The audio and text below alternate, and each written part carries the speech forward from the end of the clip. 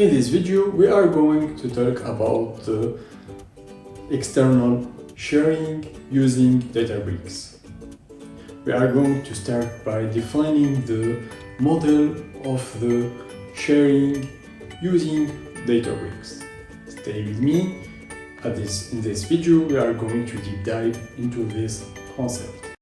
In the data sharing open sharing model, the data provider creates a recipient, which is named object that represent a user or group of users that the data provider want to share with data.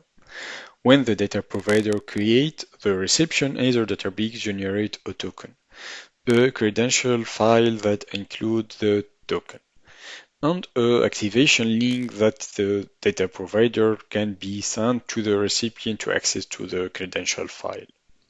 The data provider creates a share, which is named object that contain a collection of tables registered in the Unity Catalog metastore in the provider account. The third step is the data provider grants the recipient access to the shared data. The third step of the model is the data provider sends the activation link to the recipient over a secure channel, along with instruction for using the activation link to download a credential that the recipient will be used to establish a secure connection with a data provided to receive the shared data.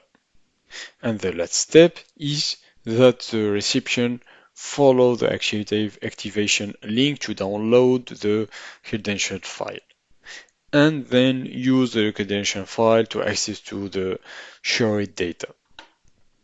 Shared data is available to read only user can access to the data using their platform or tools of choice. To set up the security consideration for the open sharing, the good token management is key to share data securely when you use the open sharing.